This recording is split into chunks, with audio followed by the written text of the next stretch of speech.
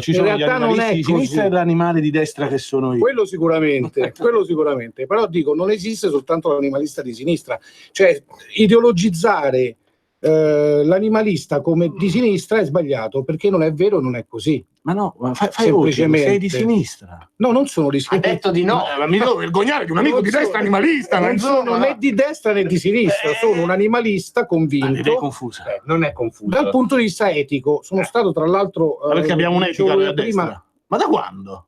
No, voi non, tu non hai un'etica. Se ha un'etica non può essere diversa. Lui non ha un'etica perché è un carnivoro. Ah, ecco. Mentre io tu sei onnivoro. Io sono onnivoro. C'è una differenza enorme. Il felice cinghiale. C'è una differenza enorme, perché tu la mangi perché non sei ancora entrato nell'ottica dell'etica animalista. Se trovo una carogna di gatto per strada e lì è già morto, lo mangio. Esatto. Lui invece no, secondo me lui proprio lo va a cercare l'animale per mangiare. Vengo da Napoli, sono pigro, me la dovete cucinare, fa una carogna che è schifo. E sei mandante. No, sono lui li ammazza e tu li mangi. Consumatore finale. Allora, mandante. Come ascoltate, soprattutto in studio con noi, Lambito e Avito istivano dibattito tra coloro che la carne la mangiano, la vendono. Assolutamente, la vendiamo, la mangiamo, ed è partito da un desiderio proprio di mettere insieme cose buone. Di omicidio, no? C'è questa voglia di ammazzare animali. Arrivano già preparati, pronti, stagionati, con i giusti mesi alle spalle. Quindi non bisogna neanche più ammazzarli. Tutto ciò è talmente lontano che il prodotto si presta semplicemente per essere assaporato. Viene nascosto in pratica all'utente finale. Tu vedi la Simmental, se la Simmental facesse se tu gli dessi a lui un piccolo agnellino, ha detto che lui non lo sgozzerebbe. Anche perché la carne con le sue mani, ripeto, la carne e l'agnello poi è dura, non ne vale la pena. Lasciateli vivere gli agnelli. Il problema è che chi mangia la carne non ammazzerebbe mai un animale. Ma questo bisogna pochi. Fatevi questa domanda, se volete dateci anche la risposta al 346 642 7756. È un affeziogiro di coerenza. O ci dite il mammifero che avete mai ucciso con le vostre mani, ad esempio andando a caccia. Sì. Mammifero, non me ne vogliono pesci e anfibi vari, Facciamo solo mammifero. No, cioè ci sei rimasto. No, il pesce è un animale. Il pesce è un animale. Sì, vabbè, però è un animale un po' scemo, Scusami, adesso io voglio tenere un po' tu non lo senti gridare, ma grida anche lui. Sì, ma se adesso scende una torta sì, e Procaccini la mangia e poi rimane infilzato con un amo e vedo che muore, lo portano via. Io applaudo. Ma se scende un'altra torta, io applaudo. Ma se scende un'altra torta, tu te la mangi. Guarda, mi ricordo. Torna Procaccini anche per la seconda torta. Mi ricordo che aspetta, perché era l'affezio giro prima, devo dire. Okay. Le due possibilità: se siete vegani, ci dite un piatto vegano. Se non siete vegani, avete mai ucciso un animale, essere senziente, uomini a parte, perché costituirebbe una confessione. Fattispecie di reato, quindi non ditelo. Abbiamo anche l'avvocato. Anche se c'è il vostro avvocato, al 346 64 27756. Prego, Mosso. No, dicevo, quando io dissi una volta in un convegno che abbiamo fatto al Teatro del Verne con la signora Brambilla, dissi appunto che io non è che plaudo se muore un cacciatore, perché no, per me l'essere umano ha diritto di vita, sia l'essere umano che l'essere animale. Ma come buono lei! L'animale non umano e l'animale umano, perché siamo animali anche noi. Siamo animali? Beh, certo.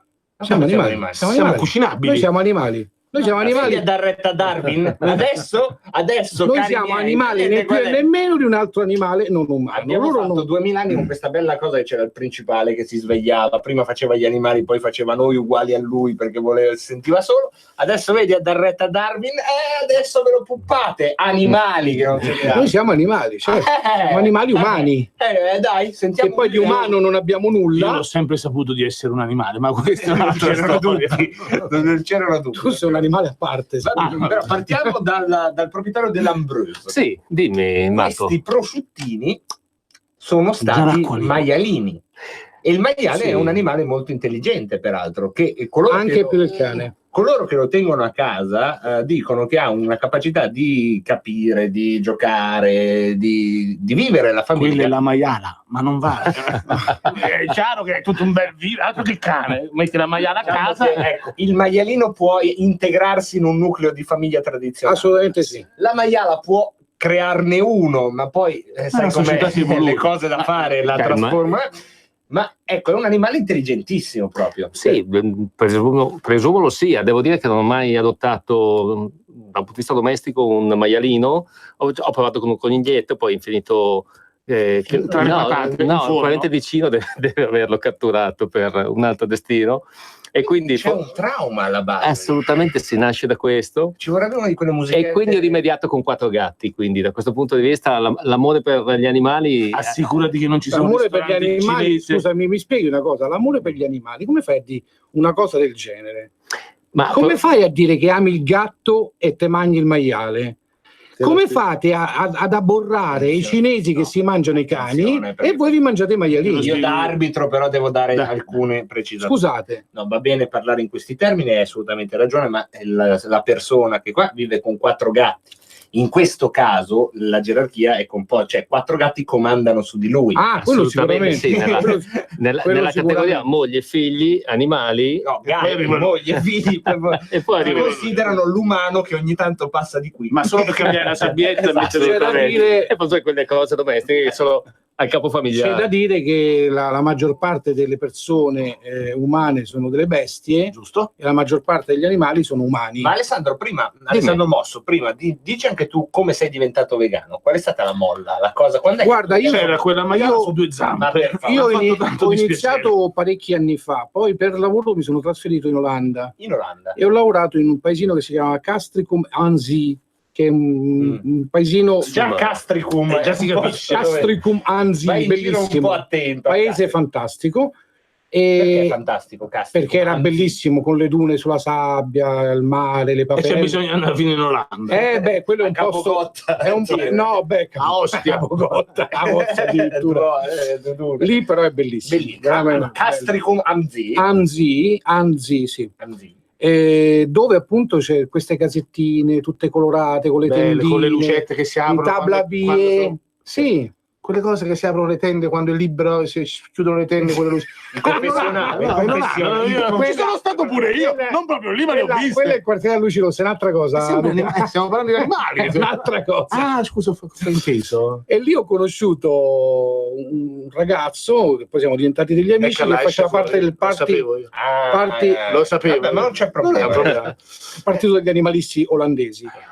E quindi ti sto parlando di un bel po' di anni fa. Lì ho capito eticamente, perché poi attenzione, perché ci sono 2 tipi di vegani. Io non mi ritengo vegano, mi ritengo una persona normale che non mangia gli animali. Però ci sono. Ritengo leghista, mi considero un cittadino normale che vuole che gli immigrati stiano fuori, ci sia federalismo, ma non sono leghista. Io non mi ritengo normale e mangio carne, per esempio. Tu non sei napoletano, parli con un accento di una città mediterranea molto particolare. Lui non è un ristoratore, lui entra in un posto dove ci sono dei tavoli apparecchiati e se ne occupa per genericità. Comunque prego. Tu ammazzi, vendi gli animali, però non ti ritieni un animalicida. No, ma non mi sono neanche posto il problema di essere un animalicida. Lo sta ponendo adesso, sta per piangere. No, infatti. No, io dicevo che ci sono due categorie di vegani. C'è il vegano che lo fa per salute e il vegano che lo fa per etica. Io lo faccio per etica, non lo faccio per salute, anche se la carne contiene degli enzimi che comunque, a detta di centinaia di migliaia di medici, quindi non sono io a dirlo, fa male alla salute. È un po' come il vizio della sigaretta. La sigaretta fa male, però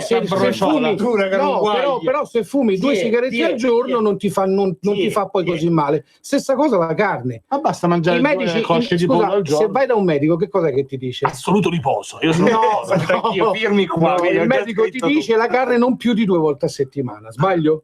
Non lo so. Ma una volta, io sono sposato da 10 anni, no, fidanzamento, la carne una volta al mese. Se va bene, me la va bene. 2 volte a settimana. No, dicono non più di 2 volte a settimana. Perché 3 minuti di qua, 3 minuti di là. Nessun medico ti dirà mai la verdura e la frutta 2 volte a settimana, ti dirà tutti i giorni e più spesso che puoi, perché la frutta e la verdura non fa male, la carne sì.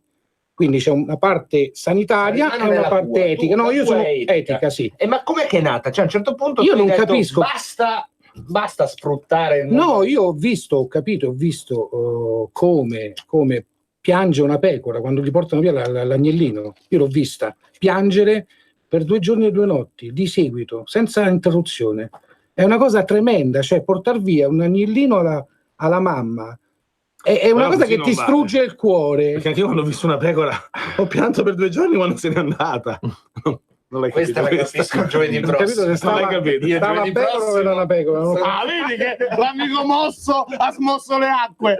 Porca miseria. Vabbè, io volevo capirla giovedì Lui prossimo. la butta sempre su. Sì, sulla riproduzione. Sulla riproduzione, la riproduzione. E Va bene. benessere anche Ma quello. infatti io spero che tu sia più riproduttivo di lui, perché almeno... No, io sono estinzionista. Hai visto nella sua borsa tutto il Viagra che si porta dietro? No, ma voglio dire, perché lui è un po' più tenero di te, tu sei troppo estremista. Beh, Tanto non riesci a Dicono che io sono- farti ingelosire, lo sai che sono io. Dicono che io sono estremista, ma tu sei estremista contrario. Caspitina. Vabbè, quindi la cosa che ti ha mosso è stata questa pecora che belava per 2 euro. Sì, Due una giorni. pecora che ho visto lì in Olanda tramite questi amici che mi hanno portato in questa fattoria dove c'era questa pecora che gli hanno tolto l'agnellino per mangiarselo, per venderlo poi al macello, non so dove, e questa pecora piangeva, ma piangeva proprio. È stato traumatizzato e quindi da lì... No, non mi sono traumatizzato. Poi dopo c'è stato Traumatizzata, un percorso che ha fatto capire che io non riesco a concepire, non lo concepisco proprio, uccidere un animale, far soffrire un animale per mangiarsi, tu ti mangi la sofferenza e l'orrore di quell'animale che è stato ucciso. Io questo non lo concepirò mai. Dipende dal condimento, io non l'ho mai mangiato con sofferenza e orrore. Me l'hanno servito in tutti i modi, ma Mi no. piace immaginare, prima di fare passare a Stefano, mi piace immaginare Stefano che chi è? anche Stefano, L'altro Alessandro. dai. Alessandro, mi piace immaginare che anche il leone nella savana milioni di anni fa, quando eravamo un po' meno sviluppati, si facesse questi scrupoli. Mamma mia, Ma il leone è un a me sta carnivoro. scimmia Ma il leone è un spelacchiata mi viene male carnivoro. Ma mangiarla. il leone è un carnivoro. È carnivoro. Il leone è un carnivoro. Però ogni tanto un'insalatina se non digerisci. No, Vabbè, il leone ma- mangia, la gorilla sì, il gorilla mangia la verdura, ma il leone mangia la carne, come il gatto è carnivoro. Il cane no, il cane può essere anche vegano. Ecco, cane, può Il cane può essere anche vegano, povero cane. il gatto no. Ti porto via il cane, questo è maltrattamento degli animali. Ma passiamo invece a questo agnellino che viene preso dalla pecora, viene portato in un mattatoio, gli sparano un chiodo in fronte. Magari. Beh, dai, il chiodo in fronte. Magari. Allora, la legge in Italia Stiamo per prevede, arrivare al tuo ristorante. la legge in Italia prevede lo stordimento. Col maialino però. Col maialino, va bene. Va bene. Cos'era quel chiodo nel piatto che ho trovato Il stamattina? maialino è anche peggio, Ragazzi, ragazzi, è la stessa cosa. Maialino o agnellino è la stessa cosa. viene stordito. La procedura è di stordirlo e quasi mai lo fanno. Beh, dai. Ti assicuro, allora io Perché non lo devono fare. ti assicuro che ho fatto ispezioni. Questa è macchia del fango. No, non è macchia del fango, è la pura verità. A volte lo fanno rapidamente che l'animale non viene stordito e tu vedi questi animali appesi nei macelli che continuano a scalciare, Che girano con una specie di cosa che di carrucole vengono tagliate alla gli gola. viene tagliata la gola, presumibilmente che sono storditi, ma in realtà non è così, e questi muoiono dissanguati tra mille Ma sofferenze. bisogna togliere il sangue. Ed è solo così che diventano buoni. Scusa, che facciamo? Addirittura Molto la macellazione buono. halal, che per fortuna il vostro capitano Salvini vuole abolire in Italia, Guarda la la macellazione. macellazione halal, cioè quella che tagliano la gola senza stordimento, in Italia dovrebbe essere vietata, e invece la praticano. Ma questa è La un'altra praticano- storia, La sì. praticano Non è- i finlandesi. No, i musulmani. No, questa io non te la brava lascio gente. passare. Brava gente, Musulmani, brava come gente. Non ho noi. detto che Quella è cattivi, non ho cultura, detto- non farebbero mai queste non ho cose detto che i cattiva musulmani. gente, ho detto Mai. che la religione musulmana prevede che Non la è carne vero. sia... È una religione di pace e amore. Ecco, Se tu leggi il Corano, apri a caso, c'è sempre scritto peace and love. c'è anche il simbolo. perché Il, non Cora- sarebbe- il Corano, io una parte del Corano l'ho letto e da nessuna parte c'è scritto Poi è uccidi. vero che dopo la trama diventa un po' stucchevole. Anch'io sono andato prima È di un po' pagina, non stucchevole, succede ma io non niente. ho letto da nessuna parte La sul Bibbia Corano. invece la città cade, diluvio, salva tutti gli animali. Ecco, noi Adesso mi viene in mente un po' se ne va. Se ne va. Insomma, pure la Bibbia non è che sia proprio tenera. Però Parlando di la Bibbia. narrativa funziona meglio. La Genesi, La appunto. Genesi. Sì, stavo rileggendo qualcosa in merito appunto al tema in discussione e allora vado a recuperare quello che è Se tu sul telefonino quel hai la passaggio. Genesi, Assolutamente sì. Allora io gli leggo, Scaricata- adesso gli leggo Cosa gli invece leggi? Isaia 1:11. Vabbè ragazzi, vado Vabbè, su ragazzi, YouPorn. Vado su YouPorn che c'è carne no, cruda. ragazzi, non ci hanno ancora chiuso. Prima di farla diventare Radio Maria c'è dentro, insomma, però capisco se vogliamo già, diciamo, accreditarci. Prego, la Ma- Genesi. E sostanzialmente il punto dove sulla catena alimentare Dio fece l'uomo a sua immagine e somiglianza e a un certo punto che cosa vuoi da mangiare? disse, esattamente, facciamo l'uomo a nostra immagine secondo somiglianza e domini sui pesci del mare, sugli uccelli del cielo, sul bestiame, su tutti gli animali selvatici e su tutti i rettili che strisciano sulla terra. Vabbè, selvatici, ma anche d'allevamento va bene uguale. E va bene. Vabbè, per cui, finita la fase della caccia, siamo andati in una produzione più industriale con una serie poi di cure e attenzioni, perché da questo punto di vista credo che i movimenti ambientalisti da un certo punto di vista abbiano sensibilizzato e reso un po' più governata anche la modalità di macellazione, anche dal punto di vista poi sanitario soprattutto, e conseguentemente poi nascono tutte le varie certificazioni che le varie aziende poi ti propongono dal punto di vista poi di distribuzione dei loro prodotti, su cui tu basi anche le tue scelte di fornitura. Quindi a questo punto di vista loro stessi hanno orientamenti, per esempio il Consorzio di Parma lavora su allevamenti nazionali di 15-16 regioni sostanzialmente, e da qui arrivano quelli che sono i maiali dai vari macelli. Tutta la filiera è controllata in maniera molto accurata dalle varie aziende sanitarie, e conseguentemente poi da lì entra una fase poi di trasformazione, di preparazione del prosciutto e della stagionatura che può durare dai 14, diciamo 15, che paradossalmente la certificazione ISO parte dalla genesi. No, Per far condition, un'accelerazione. Però diciamo che paradossalmente, o fino a un certo punto, la sensibilità animalista, addirittura vegana, ha portato a un miglioramento della qualità della filiera della carne. Credo che ci siano sicuramente anche dei riflessi positivi legati alle varie controversie che possono essere sorte nel tempo, di cui non mi sono mai preoccupato, nel senso che non ho un'etica così probabilmente sviluppata, e tendenzialmente da quello che immagino sia un percorso che arriva in una fase di vita in cui, nel caso di Alessandro, ha raccontato di questo trauma, no, da distacco. Non è un trauma. Vabbè, questa situazione, perdonami, questa situazione di distacco del piccolo animale dalla madre è una situazione che probabilmente lo ha toccato a tal punto che ha portato a maturare questo tipo di situazione, di atteggiamento nei confronti della sua modalità di alimentazione. Personalmente sono talmente radicato ad oggi in una modalità, diciamo da onnivoro. Mi mangio delle ottime insalate, mangio dell'ottimo pesce e anche del buon prosciutto di Parma, di San Daniele, Umbro, dei vari distretti produttivi che abbiamo in Italia. E quindi mi aggancio più a un tema di tradizione, di cultura, che questo paese è riuscito a costruire nel tempo, ed è anche da lì che è nata un po' la mia passione di mettermi, tra virgolette, a servizio, anche se per fini professionali ovviamente, di quelli che sono i miei clienti, che entrano, no, da mandanti, come dice Alessandro, entrano da mandanti per assaggiare quelli che sono prodotti che vado a recuperare nei vari distretti industriali, diciamo produttivi più che industriali, ma non solamente Parma, ho citato, può essere Montagnano, dove c'è un piccolo prosciutto anche in quel territorio. Da dove arriva? Il culatello arriva da pochi comuni, sono 5 o 6 comuni della zona di Zibello, sulle rive del Po, e viene sostanzialmente prodotto all'interno di quel perimetro molto limitato da produttori storici che tra le nebbie nel periodo invernale riescono a fare questa stagionatura particolare di quello che poi è un prosciutto, fondamentalmente la parte più nobile del prosciutto, che viene poi trasformata e resa una delle nostre prelibatezze territoriali. Direi non solo il culatello, perché poi abbiamo delle ottime culacce prodotte magari. Anche le culacce mi piacciono. Anche le culacce, sapevo che ti avrei trovato d'accordo. E c'è pure la finocchiona, se andiamo giù. Quello un po' meno. Se andiamo giù. Così. Ieri sera non dicevi così. Verso la Toscana. Ancora mi fa impressione. Ieri sera non dicevi così. E comunque, quando facevamo la finocchiona. Cose no. Sostanzialmente attorno un po' a questo mondo dei salumi, mettiamoci dentro la mortadella, il lardo di colonnata e quant'altro. Dietro proprio alla cultura del maiale sono sostanzialmente le generazioni. Faccio una domanda: mortadella con pistacchio o senza pistacchio? Vabbè, ma io pensavo che no, serio. Senza. Bravo, perché il pistacchio inquina. Io voglio la carne che c'entra il pistacchio dentro la carne. Ma vegetale. Cosa ci fa qua? Cosa ci fa qua?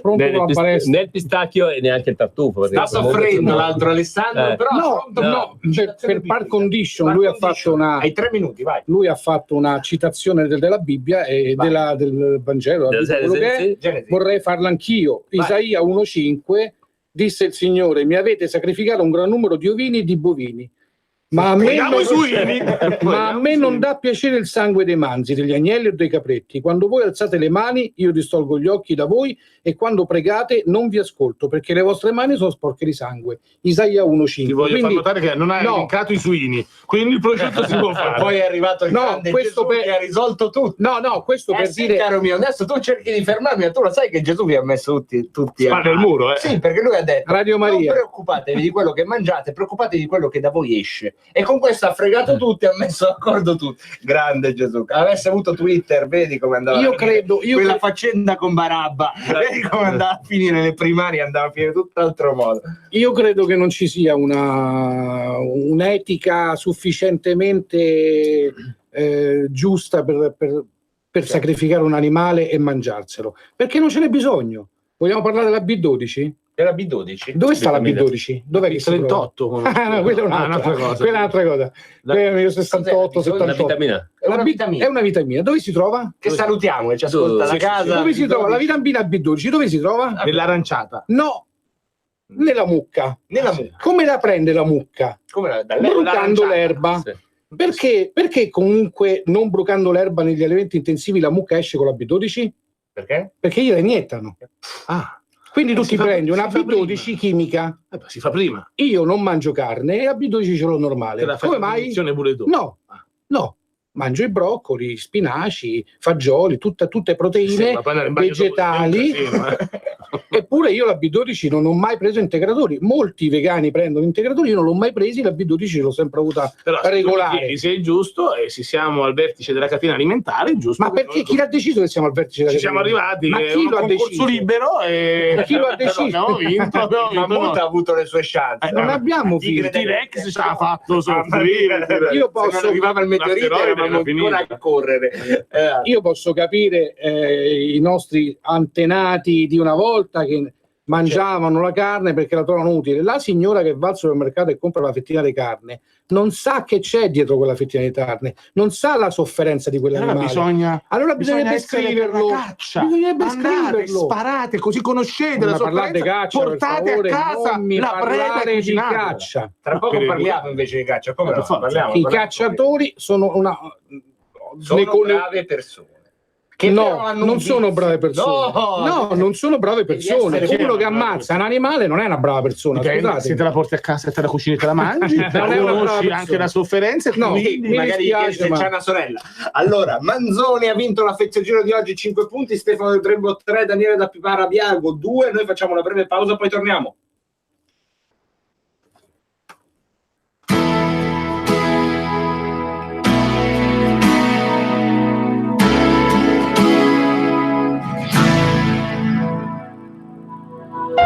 Per la tua pubblicità su Radio Padania Libera, scrivi a spot@radiopadania.net. Radio Padania presenta Coming Soon Radio, quotidiano di informazione cinematografica. Signore e signori, ecco a voi Stanlio e Ollio. Lo spettacolo è stato pura magia. La vera storia di un'amicizia irresistibile. Non puoi avere Ollio senza Stanlio. Avvincente e straordinario, incredibilmente commovente. Non vorrai andartene via, lo spettacolo deve continuare. Stanlio e Ollio, dal 1 maggio al cinema. Li avete cercati ovunque. Non mi serve un Pokémon. È un detective da paura? Quest'anno li troverete tutti al cinema. Tu puoi parlare agli umani, io posso parlare ai Pokémon. Nel film più elettrizzante dell'anno. Voi lo sentite parlare? Picca picca! Sì, è adorabile. Non mi capiscono, ragazzo. Pokémon Detective Pikachu. Dal 9 maggio al cinema. Charlie, ci è andata bene finora. Dobbiamo ritirarci. Cos'è questa scemenza? Miglior regia alla Mostra di Venezia. Abbiamo abbastanza soldi per smettere. Smettere cosa? Di uccidere le persone. Sono molto più che fratelli. Sì, come no. I Fratelli Sisters, dal 2 maggio al cinema. Prima o poi ci ammazzeranno. 40 anni sotto copertura. John Elizabeth Stanley, lei è accusata di 27 violazioni della legge sul segreto di Stato. Ha tradito. È come se non ti conoscessi. Sono tua madre. Per cambiare il nostro destino. Combattevo per i vivi! Io amavo il mio paese! Madre, amante, traditrice, spia. Judi Dench è Red Joan. Dal 9 maggio al cinema. Liz credeva di vivere la vita perfetta. Sei così bella quando dormi. Mi ama così tanto da farmi sentire in paradiso. Ma ci sono cose che lei non sa. Questo caso è basato sui delitti di un mostro. Hai fatto le cose di cui ti accusano. Assolutamente no. Zac Efron è Ted Bundy, fascino criminale. Dal 9 maggio al cinema. Edizione straordinaria! Edizione straordinaria! No, grazie. Io voglio solo notizie populiste. Non mi fido dei soliti quotidiani, dei telegiornali ben pensanti. Via, via! Allora, devi procurarti una Radio DAB o scaricare la nuova app di Radio Padania. Da oggi l'informazione de Il Populista scorre sul monitor delle Radio DAB e sullo schermo del tuo telefonino. Dati da fare a Rufa Popolo! Resta sempre collegato alla nostra informazione alternativa, libera da ogni potentato economico. Ascolta Radio Padania con la Radio DAB o dal telefonino e vedrai scorrere sul monitor le ultime notizie del quotidiano online Il Populista. Facile, no? E rieccoci in diretta e apriamo un minuto di trasmissione sulla mucca.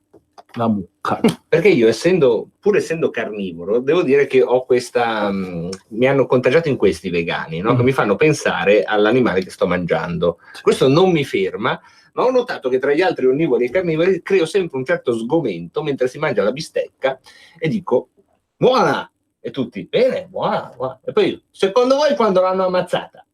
E mi guardano come se fossi Hannibal Lecter. Dico, no, perché guardate che camminava sta roba qua. E io dico buona perché secondo me è ammazzata da poco. Ieri questa camminava, guarda come fresca. E invece no, deve stare un po' a macerare, quindi qualche giorno. Sì. Quindi lo chiedo agli altri carnivori. Sì. Perché a voi... Ma ti spiego. Il contraltare. Non vieni da dire... Fammi fare il contraltare. Una volta ho provato io a fare il vegano. Abbiamo fatto una grigliata, tutti amici, io mi sono sforzato, ho mangiato solo pollo. Ma non è stato... Cioè, non mi deve essere animale.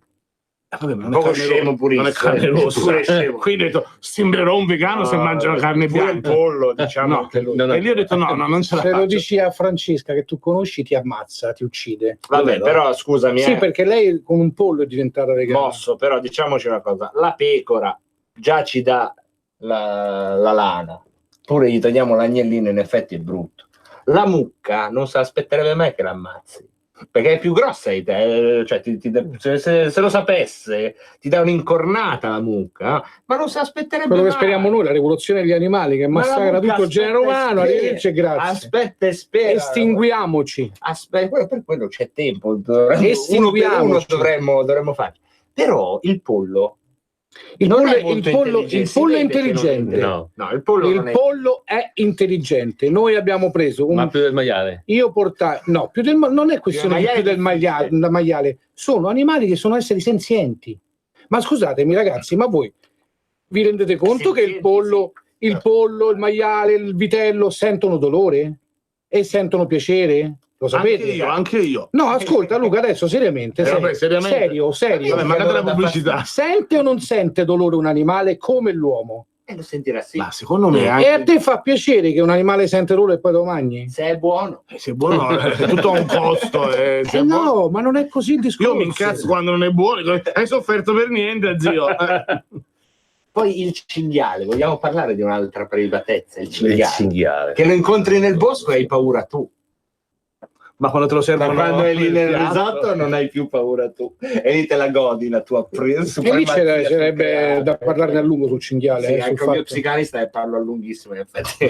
Cinghiale, per esempio a Genova il caro amico Toti ha fatto una legge per uccidere dei cinghiali in una determinata zona perché erano troppi, messi dai cacciatori, perché i cinghiali vengono immessi in natura in maniera fraudolenta, cinghiali clandestini, e poi vengono uccisi dai cacciatori, tolti quindi dalla natura. Il lupo poverino non trova da mangiare e se mangia la pecora, che deve fare? C'ha ragione pure il lupo. Però il lupo lo tuteliamo tutti e si lamenta. Non mi pare, Beh, dai, sì, non mi pare. Noi sicuramente il lupo è molto tutelato. È molto tutelato, ma tornato è la perché sinistra ci sono ha provato più volte, in Friuli Venezia Giulia, in Trentino, eccetera, a fare leggi ammazzalupi. Dopo che ha preso milioni e milioni di euro dai vari domanda a tutti, partiamo da te, Luca. Parlano dei napoletani. Domanda a tutti, no, poi la verità. partiamo da te, ma la facciamo proprio tutti qua.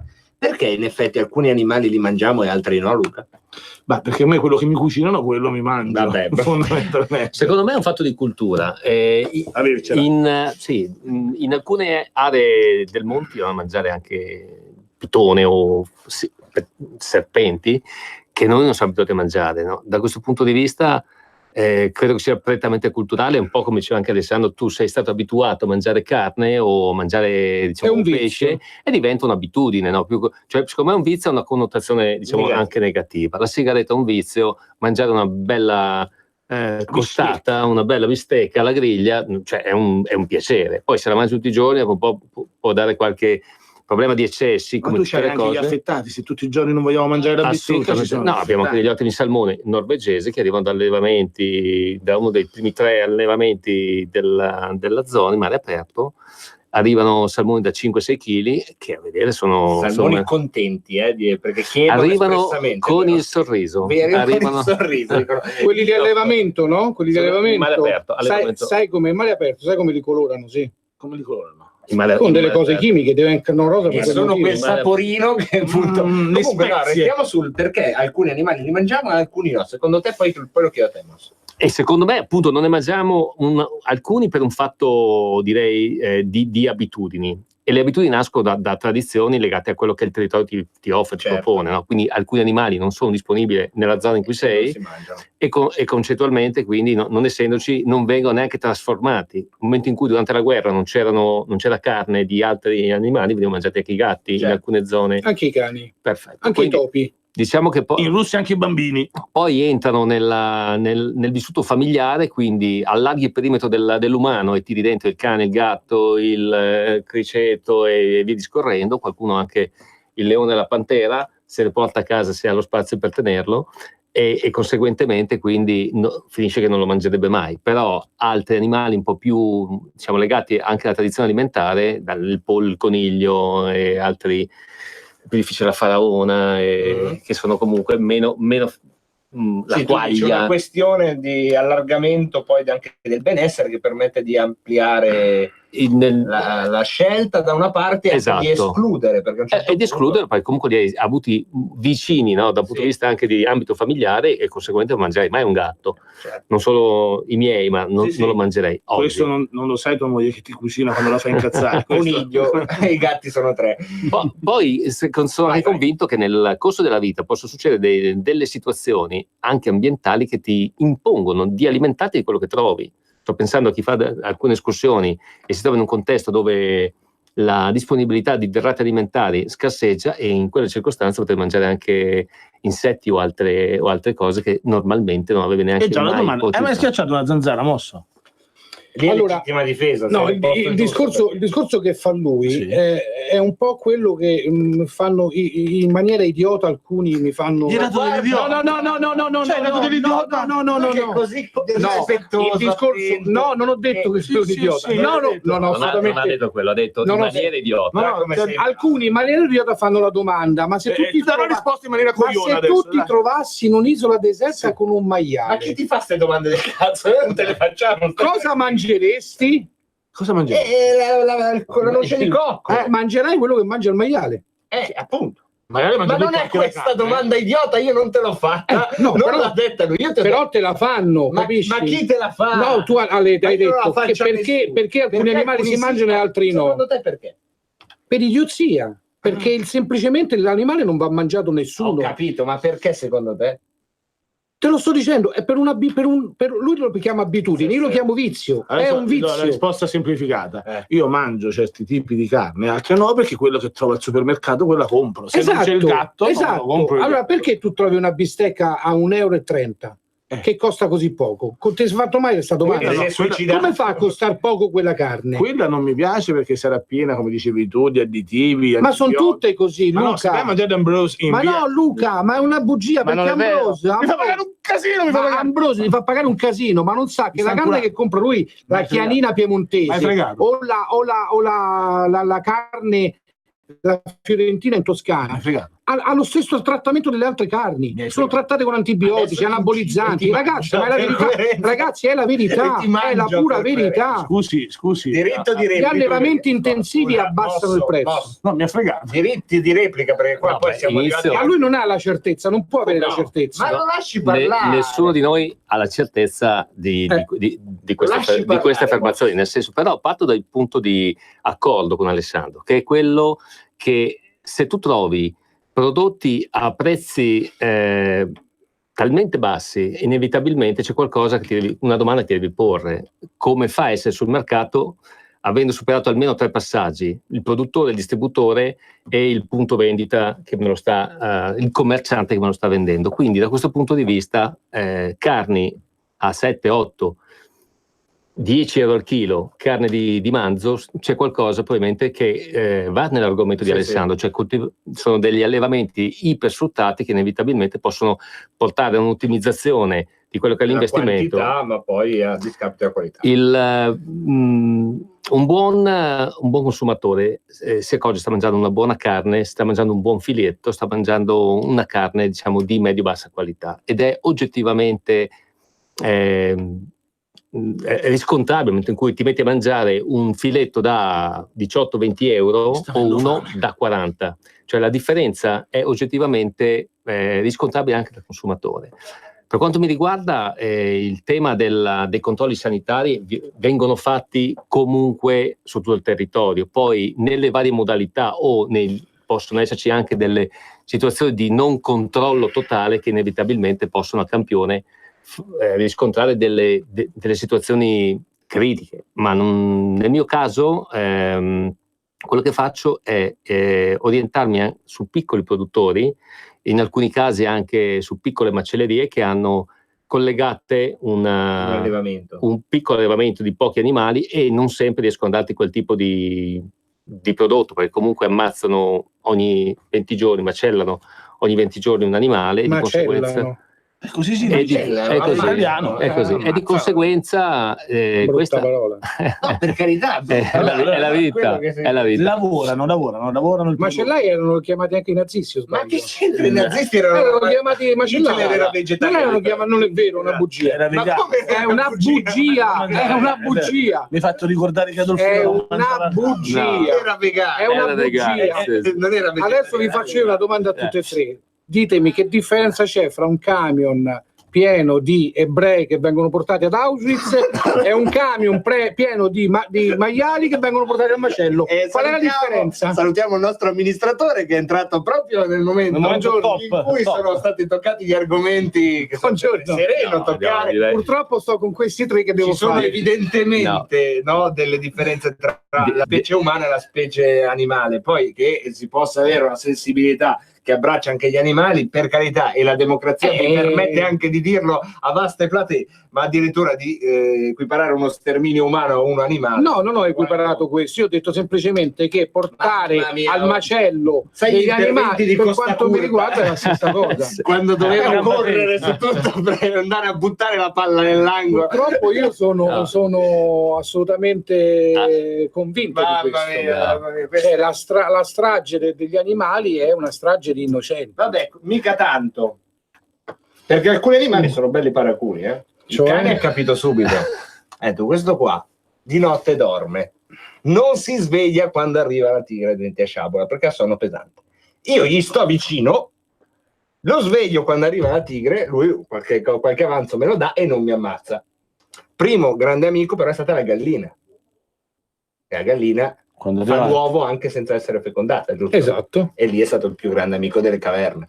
La prima volta è arrivata la gallina in una caverna, il cane si è incazzato. Aveva tenuto buono e poi stava per ucciderla, poi puff, uovo. Prende, mangia. Io questa qua la tengo buona, poi vediamo. Giorno dopo, plof, altro uovo. E la gallina guarda l'uomo e dice: meglio non ammazzarmi. Tienimi qui che ti conviene. Tienimi qui che ti conviene. Gatto poi. Gatto arriva magrolino, ammazza il topo, ammazza la biscia, che era un bel problema quando eravamo nella foresta. La biscia è un problema gravissimo. Anche gli scarafaggi davano fastidio. Lui arriva, faccio le pulizie. Altro nello staff. Che te ne fai del folletto? Il lupo passava e diceva: ma che sfigati, venduti, servi del padrone. E adesso poi vedi quasi estinto. E poi è arrivata la tragedia mucca, sono d'accordo. Quella è proprio circonvenzione. Perché la mucca caga troppo, quindi dopo un po' si basta, adesso la faccio fuori. Esatto. Non c'è gatto che riesca a tenere. Sarà stonata, sarà bella quanto vuoi, però caghi troppo, figlia mia. Proprio. Non ti posso tenere. Sfruttate fino alla morte. Fino alla morte. Sì. Sfruttate fino alla morte. E poi quella famosa carne che diceva lui. Ma no, la sua sarà buona, diciamo, tutte le altre tranne la sua. Solo la sua è buona, le altre fanno tutte schifo. Bravo, sei entrato nello spirito del capitalismo. Bruce, Viale Regina Margherita 30, lo dice anche un vegano, la sua carne è buona. Adesso parliamo del mondo, non dei due mondi contrapposti, ma dei vostri mondi, se possiamo così chiamarli. Chi viene all'Ambreuse? Vengono le tre generazioni, spesso essendo comunque un locale dove puoi fare una pausa pranzo, un aperitivo la sera o anche dopo cinema o una cena normalmente con i tuoi amici, arrivano i miei coetanei, arrivano i 40-50 anni, arrivano i nostri figli a fare l'aperitivo quando escono dall'università e arrivano anche i nonni di questi, perché comunque chi ha il palato... No, arrivano sostanzialmente tre generazioni legate fondamentalmente al piacere di mangiare cose buone, che sono legate non solamente, parliamo anche di formaggi, perché comunque abbiamo una selezione... Da quanto è aperto? Un anno e mezzo. È un anno e mezzo. Ed è la prima volta che hai un tuo locale da ristoratore? O? Sì, diciamo che è stato un progetto che è nato viaggiando per l'Italia nel corso degli anni, oltre 25 anni di attività sul territorio. Ho lavorato per aziende alimentari. Facevi rappresentanza? Facevo dietro le vendite. Quindi non avevi il contatto col pubblico prima? Lui stoccava camion pieni di carne. Non basta izzarlo, hanno litigato abbastanza, adesso è interessante. Non l'abbiamo litigato. No, infatti. No, devo dirti che... E quindi è la prima volta che hai un oblò sulla società proprio dove tu li vedi mangiare, cioè persone da te non è che possono fingere più di tanto. Come sta la gente, ti chiedo? Qual è il polso del paese dal tuo ristorante? L'entrata, considera che sono una zona tra il tribunale e il policlinico, una zona di professionisti. Sostanzialmente riflettono quello che era un po' il vissuto che avevo anch'io da manager negli anni in cui ho lavorato in azienda, e sostanzialmente arrivi nel rush quotidiano in una pausa che a volte non fai o fai di corsa e devi entrare in un contesto, in primis la gente viene a mangiare da te perché comunque sa che mangia bene, ma non è l'unico posto dove puoi mangiare bene, deve sentirsi bene, quindi avere la possibilità di collegare con quello che è stato. Tutti questi salumi appesi, già ti senti bene. Loro un po' quindi meno, c'è un tema di ospitalità alla base, di mangiare bene e di un equo rapporto tra quello che mangiano e quello che è il costo, il prezzo del servizio che ricevono conseguentemente. Quindi abbiamo cercato di...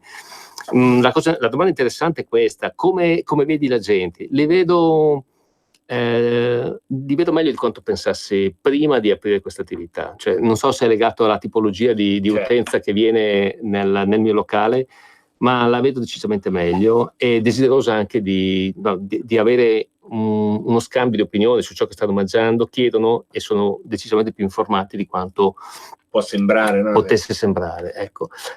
Prima mi occupavo sì di alimentare, ma era un alimentare da distribuzione, diciamo, moderna, quindi diciamo da carrello della spesa, dove entri con la promozione, e ho visto una società che è cambiata da un rapporto verso prodotti di marca, prodotti che comunque garantivano attraverso le aziende che li rappresentavano una qualità almeno certificata dal nome che portavano, a prodotti unbranded, quindi prodotti magari a marchi non noti, orientati però a una tematica di prezzo che li portava inevitabilmente verso all'abbassamento della qualità, ed è quello che definiva un po' l'impoverimento della società, no, sostanzialmente, che è stata un po' anche un'azione di cultura, una cultura dello sconto, dell'ottenimento della cosa a miglior prezzo, e inevitabilmente ciò porta dal lato industria, dal lato produttore, a fare degli sforzi di contenimento anche della qualità del prodotto che sta offrendo. Quindi questo è un po'.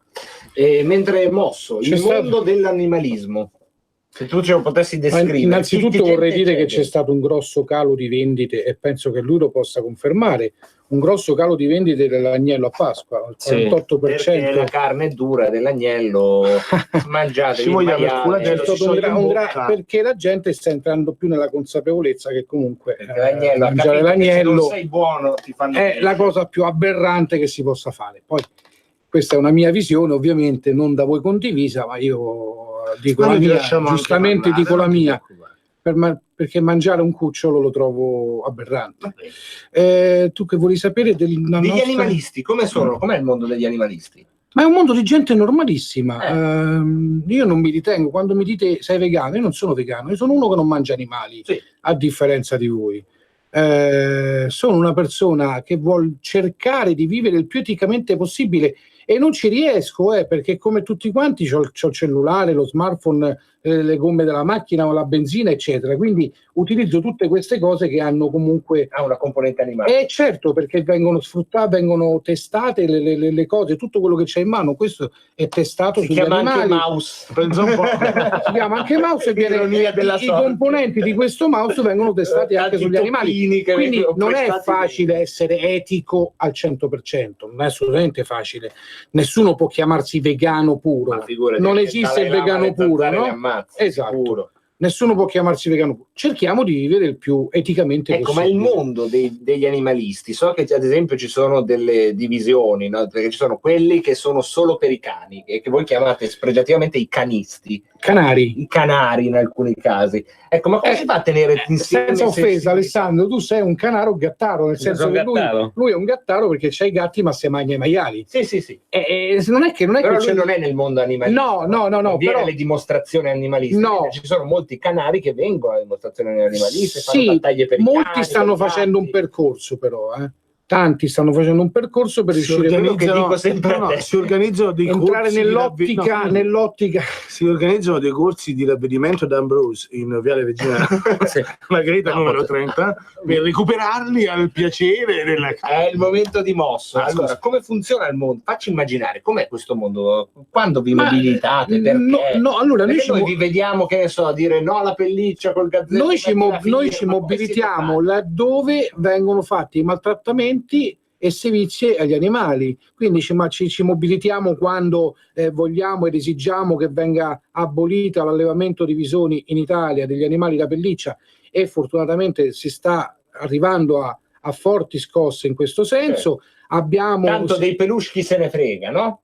Dei peluche, i peluche fatti non hanno un'anima, no? Ce l'hanno gli animali. Gli animali sono vivi, gli animali sono senzienti, il peluche non è senziente. Non è senziente. Vabbè, lo direi. Di mia figlia. Io credo che sia più senziente la barba di Luca che sicuramente che il peluche. Certo. Però non ascoltare Bubu, stai tranquillo, è una persona brutta, tra poco la saluta. Che lui ha l'orsetto suo. Ma che uno, centinaia di orsetti che stanno. Vabbè, noi invece no, noi invece proteggiamo gli animali, però se voi la volete buttare sul ridere, buttiamola sul ridere, se dobbiamo. Allora, ha ragione, facciamo una domanda intelligente. Se dobbiamo parlare di cose intelligenti, no, quello mai. Però ha ragione, scusate, uno alla volta ha ragione Mosso.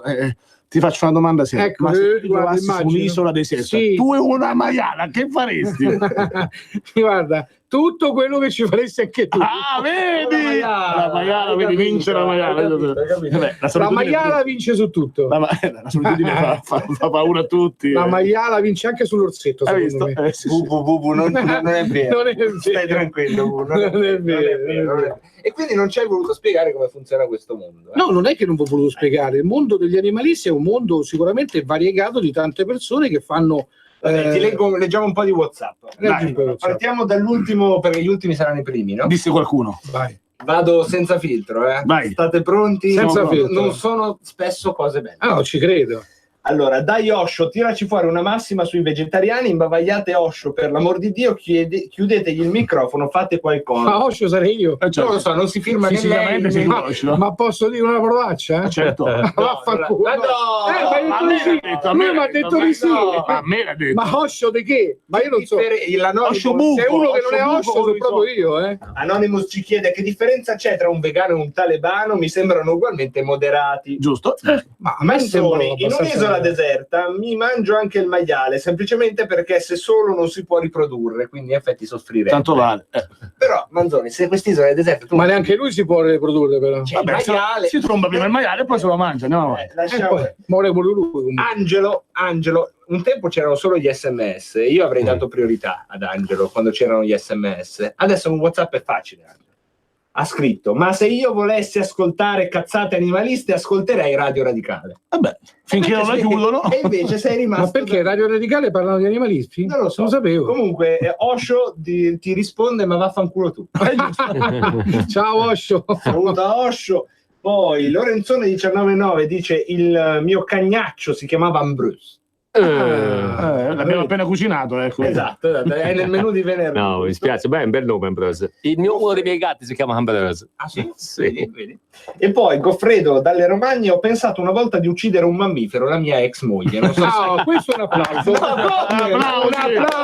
applauso. Ci sono mammiferi e mammiferi. L'hamburger di soia è piatto vegano? Ci chiede. L'hamburger di soia.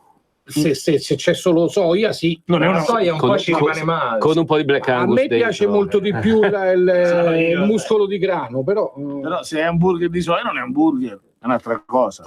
Ma infatti è una panella di soia. Ah, ecco, giusto. Poi del maiale non si butta via niente. Della maiala non si butta. Il numero di telefono, grazie, abbiamo toccato. Questo è vero. Attenzione, sai chi è Osho? Sì, chi è? È la protagonista della nostra scorsa puntata. Dio. La nostra psicoterapeuta. Ah, è lei. Salutiamo Osho. Cosa dice? È bello che i nostri ospiti poi diventino ascoltatori. È quella che io ho mandato. No, bravo, sì, proprio lei. E non sai quanto è cattiva. È cattiva? È cattivissima. C'ha proprio gli occhi di se donna non ti ci mando perché io sono un gentiluomo. Non sapevo, pensavo che fosse un carnivoro, un maschio cattivo. Adesso troppo tardi. E fa anche un lavoro dove se vi incontrate ha il coltello dalla parte del manico, ma non è il macellaio. Lei? Sì. Soffrirai tanto. Sì. Proprio la situazione in cui tu ti auguro di no, ovviamente. Che fa? Ma se per sbaglio la incontri mentre lavora è proprio un problema. Ma che fa? Non te lo diremo mai. Te ne accorgerai quando sarai. Dovete dirmelo. Fa l'infermiera in ospedale. Fa l'infermiera? L'infermiere. L'infermiere, tendiamo un velo. Vedrai come te la trova. Un velo nascosto. Vedrai come te la trova. No, non ce l'ho con le infermiere, anzi. Ma ce l'hai contro le... Vedrai quando ti mette la frebbre e cerca la vita e non la trova. Come ti riduce. Ops, embolia. Ops, vabbè. C'è anche una mia amica infermiera che è super vegana. E se fosse la che ha anche un rifugio di animali. Un rifugio di animali. Sì. La salutiamo? Salutiamola. Come si chiama? Tamara. Vaffanculo pure Tamara. Dove ti porta il cuore? Le infermiere. Grazie a Luca Procaccini, grazie a entrambi gli Alessandri. Potete andare senza che questo porti alcun vantaggio a Radio Padania, ma semplicemente per amor di prosciutto all'Ambrose a Milano in via Regina Margherita 30. Se dite che avete ascoltato Rebbelotta è gratis, vero? Più o meno. Gratis. Il drink, il primo drink è gratis. No, si mangia gratis. Se dite ho ascoltato Rebbelotta si mangia gratis. La domenica a mezzogiorno. No, voglio fare mangiare bene, per cui il drink glielo offro io da mangiare, se gradisco. Il drink, l'acqua del rubinetto.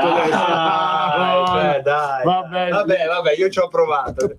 Con la Casa Luci Rosse era andata meglio. Molto meglio. Dicevano che facevano. Abbiamo intervistato anche un bordello svizzero. Vabbè. Tra poco calcio, Parlamento e Salvini, e poi vi spiegheremo perché questa radio non dovrebbe purtroppo chiudere, ma continuerà. Ai noi. Ciao Ruspa, come butta? Guarda che sei in onda. Donare il 2 per 1000 alla Lega è importante per i progetti di Matteo Salvini? Sì, la gente lo sa. Sa pure che D43 è il codice da scrivere sulla dichiarazione dei redditi. Sì, D43, lo sa. E che se lo dice al suo commercialista fa tutto lui. No, Ruspa, questa non possiamo dirla in radio. D43 è una sigla importante. Serve a dare più forza ai progetti che Matteo Salvini vuole realizzare. Quest'anno il 2 per 1000 donalo alla Lega di Matteo Salvini. Dillo al tuo commercialista. Donare il 2 per 1000 alla Lega è un'ottima azione. www.2per1000lega.it.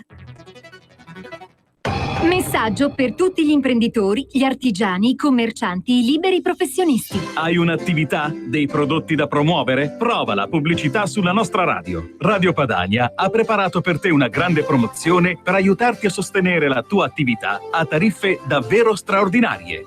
Informati, vedrai che si può fare. Mandaci una mail all'indirizzo spot@radiopadania.net. Con Radio Padania si può fare. Sono Giovanna. Mondoflex. Aprile, dolce dormire, diceva un vecchio proverbio. E a farvi dormire bene ci pensa la Mondoflex. Abbiamo una promozione straordinaria. Con l'acquisto di un materasso in memory, in regalo una bellissima rete ad oghe in faggio. Venite a trovarci, vi aspetto. A Treviolo e a Melzo, il sabato orario continuato. Mondoflex reti e materassi. A Treviolo, Melzo, Monza, Erba, Crema, Castelmella, Brescia e Desenzano del Garda. Per la tua pubblicità su Radio Padania Libera, scrivi a spot@radiopadania.net.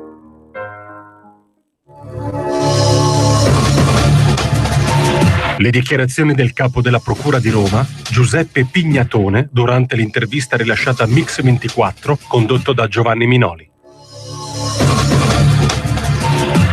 Se le prove non le troviamo, non sono sufficienti, dire sì, però facciamo spuntare tutto sui giornali. Perlomeno sarà danneggiato come uomo politico, come imprenditore, come magistrato, quello che volete voi. Lì subentra, c'è una carica morale o moralistica, un fare un mestiere che non è nostro. Noi dobbiamo cercare le prove, fare, se ci riusciamo, con tutti i nostri limiti, con tutte le nostre difficoltà, cercare di non fare mai il callo. Noi vediamo cose gravissime, molto spesso non riusciamo ad avere le prove, non riusciamo ad avere le prove di chi le ha fatte. Ho avuto un forte scontro con una forza di polizia a Roma perché, avendo ritenuto di aver identificato l'autore di una violenza sessuale particolarmente efferata, hanno dato, prima ancora della decisione del giudice, è stato dato il nome, il cognome, è comparso il viso in televisione e tutto. Una persona che era assolutamente innocente. Noi ci siamo arrivati in 36 ore a dimostrare l'innocenza. Nel frattempo la vita di quest'uomo era stata rovinata perché era stato ovviamente licenziato, aveva dovuto cambiare quartiere, probabilmente sarà andato via da Roma. Ecco, io quando lei mi dice perché torno sempre sul termine equilibrio, credo di avere confusamente detto un po' che cosa significa.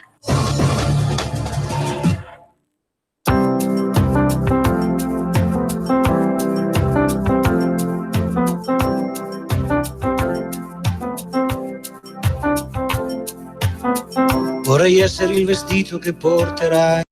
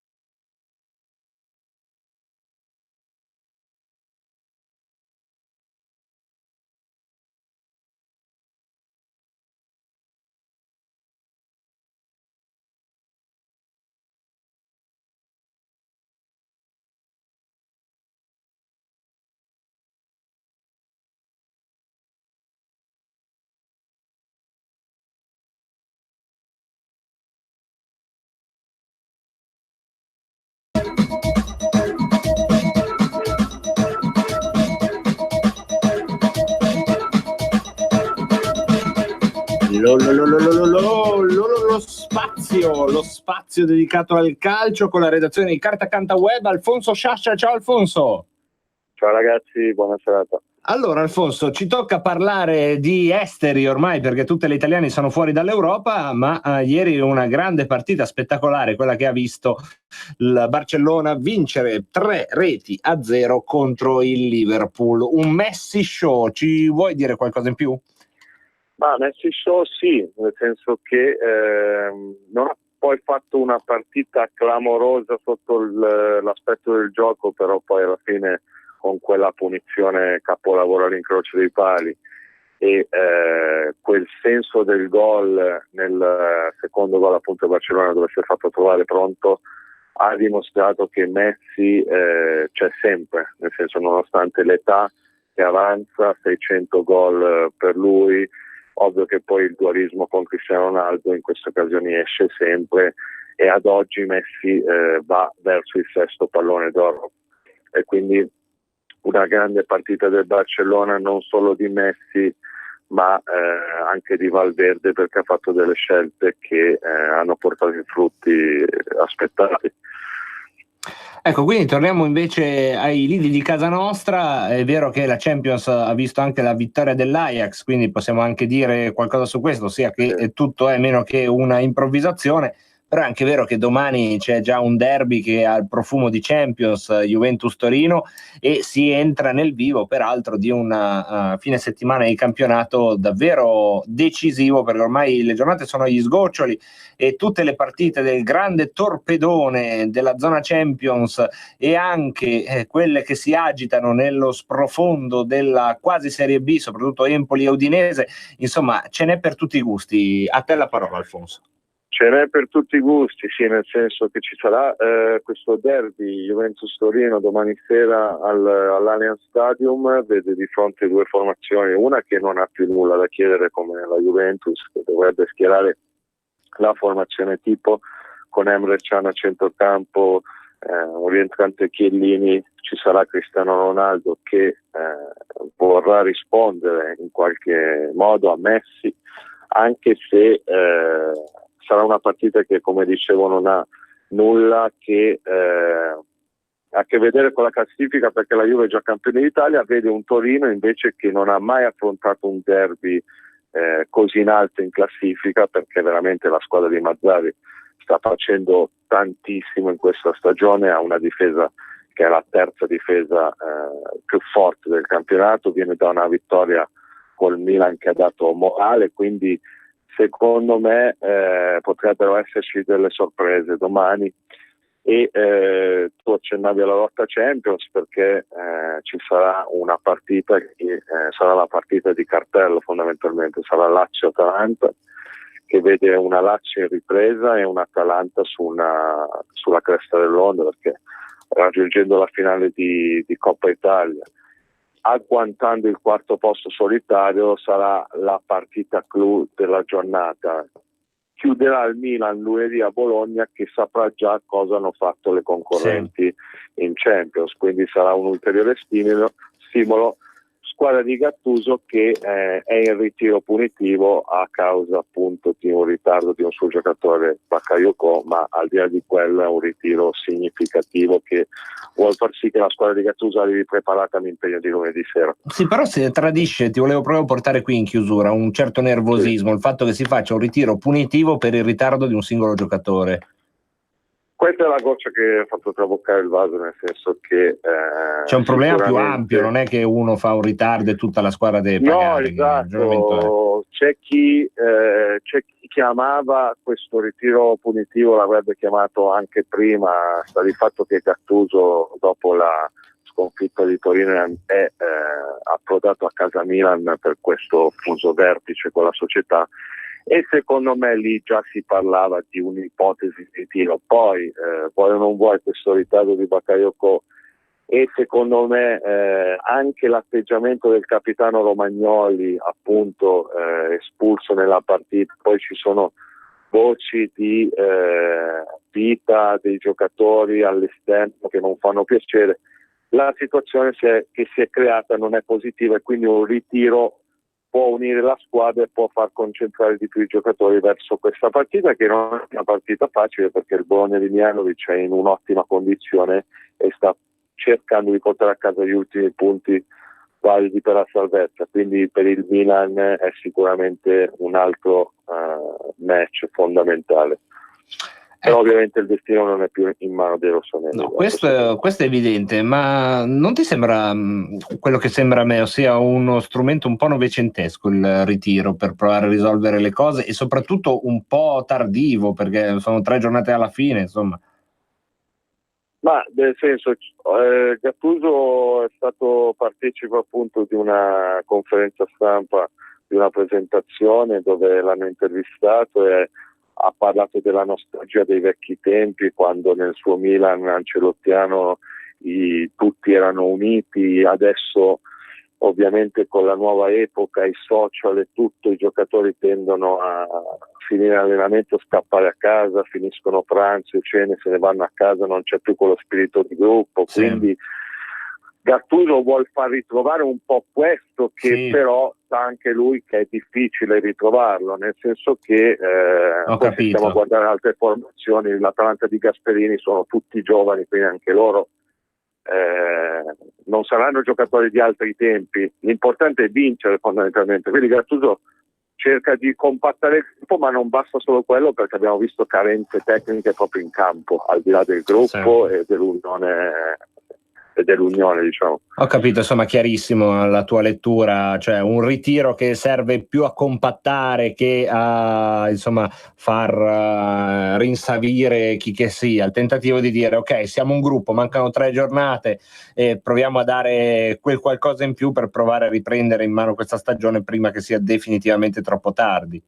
Resta comunque inspiegabile come possano esserci alcune mancanze tecniche da alcuni giocatori, come abbiamo già parlato in altri interventi. Ad esempio Suso è veramente irriconoscibile, quindi ripeto, al di là della compattezza, dell'orgoglio, del carattere tutto, c'è proprio una mancanza tecnica che se Gattuso dovrà riuscire a tirare fuori in queste ultime giornate, sicuramente un altro allenatore dovrà tirar fuori da una nuova squadra che Elliott li metterà a disposizione. Ecco, tu dai proprio per scontato che non sarà più Gattuso, quindi?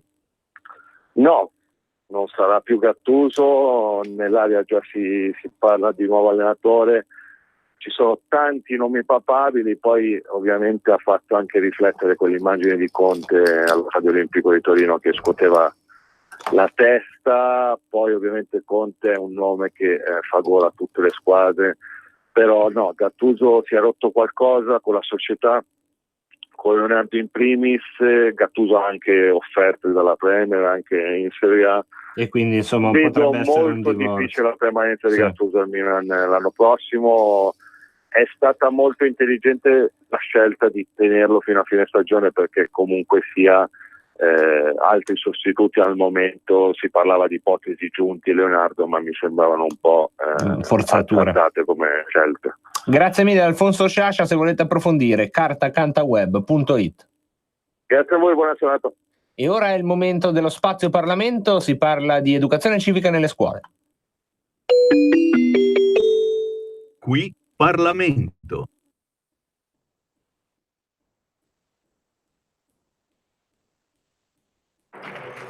Chiesto di intervenire il deputato Capitanio, prego, ne ha facoltà. Grazie Presidente, onorevoli colleghe e onorevoli colleghi, Sottosegretario Giuliano, Ministro Bussetti. Oggi per noi della Lega, ma credo per tutti, è una bellissima giornata che parte da molto lontano.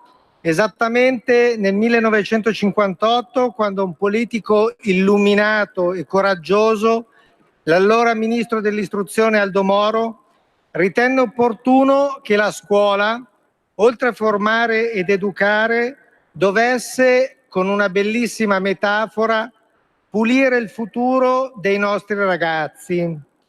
Era il 1958, poi qualcosa probabilmente non ha funzionato, perché con il passare degli anni si è ritenuto, sbagliando, che si potesse fare a meno dell'educazione civica. Sono scomparsi i libri di testo, è cambiato il nome della materia, è sparito il voto in pagella e poco alla volta l'idea che si dovessero fermare le lancette dell'orario scolastico per parlare di diritti, di regole, di doveri, si è irrimediabilmente affievolita. In questi anni, non dobbiamo dimenticarlo, sono stati sì realizzati all'interno delle nostre scuole tanti straordinari e lungimiranti progetti, ma senza una cornice di riferimento, senza un voto in pagella, senza una valutazione in fase di esame, senza una specifica formazione per i docenti. E questa mancanza si è sentita.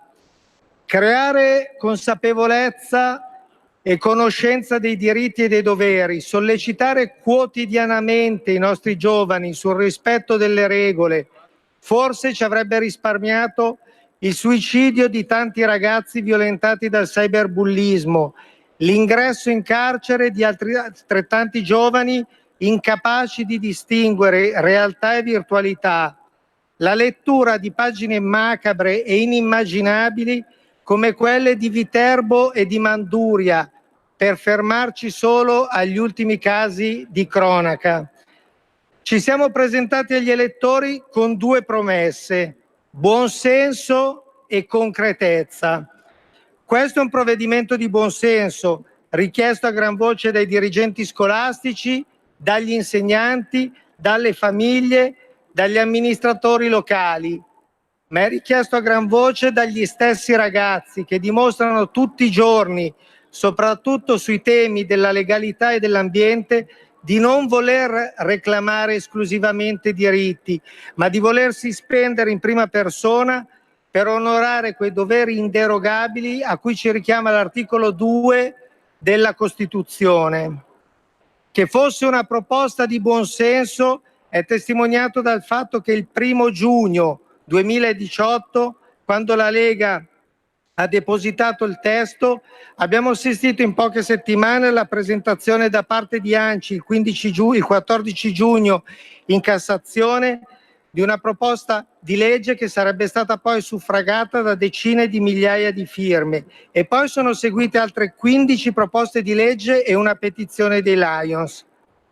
Non ne abbiamo fatto ovviamente una bandierina politica e abbiamo accettato, e ringrazio il Comitato dei 9 e la Commissione 7ª Cultura per lo straordinario lavoro di coesione fatto insieme, non ne abbiamo fatto una bandierina, ma abbiamo accettato di raccogliere i contributi di tutti, e il testo che votiamo oggi è davvero una bella sintesi che si è arricchita grazie al lavoro di tutte le forze parlamentari.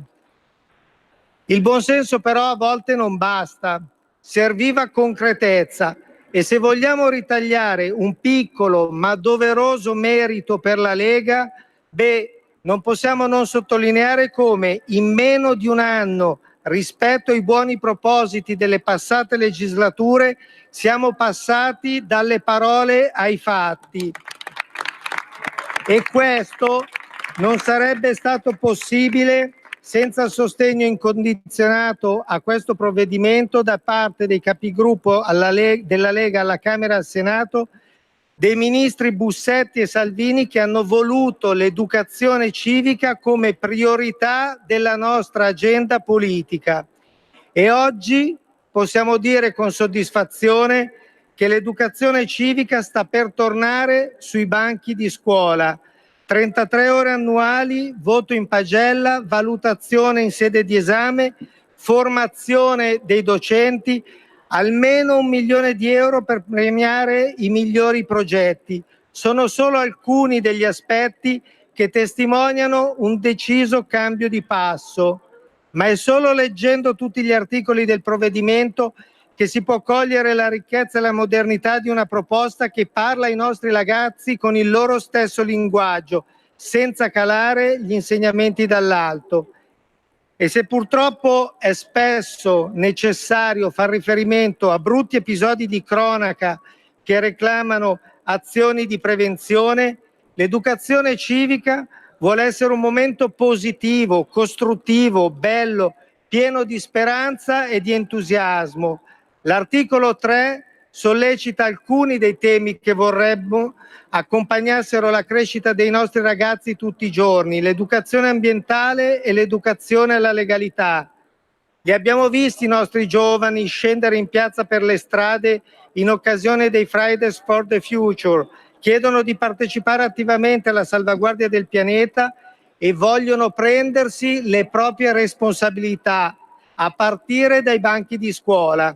L'educazione civica sarà nutrita dai principi dell'Agenda 20 e 30 e l'educazione civica ovviamente non potrà non soffermarsi a lungo sull'educazione alla legalità e alla cittadinanza digitale, partendo proprio dai principi costituzionali fino ad arrivare agli odiosi e moderni reati che prendono il nome di cyberbullismo, revenge porn, stalking, che sfociano a volte nell'istigazione al suicidio. Troppe volte ci siamo trovati a piangere giovani vittime come Carolina, come Livio, come Olivia, come Michele, vittime di coetanei che non conoscevano le conseguenze devastanti dell'uso criminale della rete e delle nuove tecnologie. Troppo spesso ci siamo accontentati di chiamarli nativi digitali, abbandonandoli al loro destino.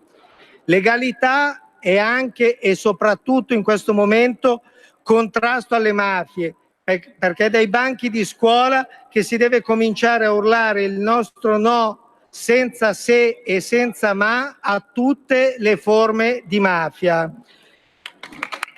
L'educazione civica, come detto, fa tesoro della imponente raccolta di firme promossa da ANCI e dai nostri comuni, cellule vive della nostra democrazia.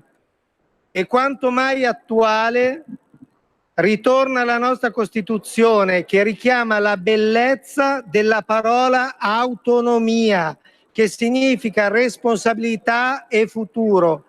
La Repubblica, una e indivisibile, riconosce e promuove le autonomie locali, attua nei servizi che dipendono dallo Stato il più ampio decentramento amministrativo, adegua i principi e i metodi della sua legislazione alle esigenze dell'autonomia e del decentramento. Lo dice l'articolo 5 della nostra Costituzione. È una bella legge questa, che sottolinea il ruolo fondamentale della famiglia e del volontariato. Qualcuno, probabilmente senza cogliere la ricchezza e la complessa omogeneità del testo, ha parlato di fritto misto che toglierà spazio alla storia. Bene, questa proposta di legge consegnerà ai nostri giovani la storia della nostra Costituzione e le radici della nostra democrazia, occupandosi però, e non può essere una colpa, del loro futuro e del loro presente. In questo percorso non dimentichiamo certo i 18.000 docenti di diritto e economia presenti nelle nostre scuole, più della metà dei quali oggi impegnati in attività di potenziamento e sostegno, non certo per scelta di questo governo. La proposta di legge fa espliciti riferimenti alla loro importanza laddove presenti e getta le basi per un maggior coinvolgimento nelle attività didattiche. Non solo, vogliamo impegnare il governo ad aggiornare tempestivamente il piano di formazione dei docenti, inserendovi le iniziative formative più opportune in materia di educazione civica, al fine di porre le condizioni per un'attuazione efficace della proposta di legge, valutando l'introduzione di specifici ulteriori finanziamenti da aggiungere a quelli già disponibili e già utilizzabili a tal fine.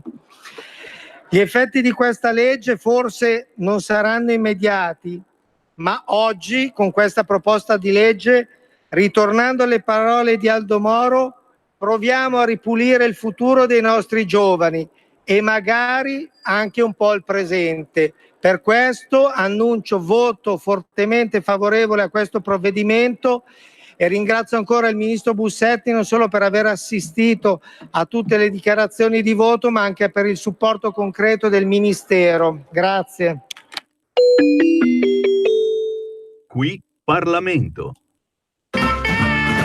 E a noi non resta che chiudere la nostra puntata di oggi. Un grande grazie a Roberto Colombo alla parte tecnica, un grande grazie a tutti voi che avete ascoltato anche oggi